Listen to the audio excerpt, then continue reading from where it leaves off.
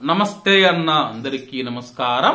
AP మాజీ CM YS Jaganmohan Reddy గారు AP CM Chandrababu Naidu గారి పైన ఆగ్రహం వ్యక్తం చేయడం జరిగింది.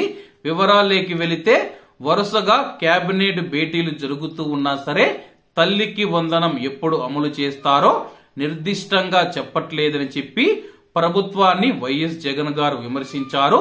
అధికారంలోకి వచ్చాక ఎందరు పిల్లలు ఉంటే అంతమందికి ఏడాదికి 15,000 రూపాయలు ఇస్తామని హామీ ఇచ్చారని గుర్తు చేశారు. ఈ ఏడాదికి తల్లికి వందనం ఇవ్వబోమని చెప్పి తేల్చి చెప్పేశారు. చంద్రబాబు గారు ఇంతకన్నా మోసం ఏమైనా ఉంటుందా అని చెప్పేసి సోషల్ మీడియా వేదికగా వైఎస్ జగన్ గారు ప్రశ్నించడం జరిగింది. రైతు భరోసా ఎప్పుడు ఇస్తారని చెప్పి ప్రశ్నించారు. అలాగే ప్రస్తుతం వైఎస్ జగన్మోహన్ గారు చేసిన సోషల్ మీడియాలో పోస్ట్ ఏదైతే ఉందో ప్రస్తుతం వైరల్ గా మారింది.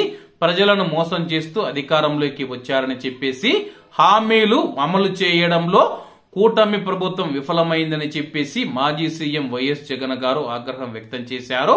మీరు హామీలు అమలు చేయకపోతే ప్రజల తరపున మేము పోరాడతామని చెప్పేసి ప్రజల కోసం మేము ఎల్లప్పుడూ వాళ్ళ వెంటగా ఉంటామని చెప్పేసి ఆయన తెలిపారు. మరి దీనిపైన ఏపీ సీఎం చంద్రబాబు నాయుడు గారు మరియు అలాగే టీడీపీ శ్రేణులు ఏ విధంగా స్పందిస్తాయో వేచి చూడాల్సి ఉంది.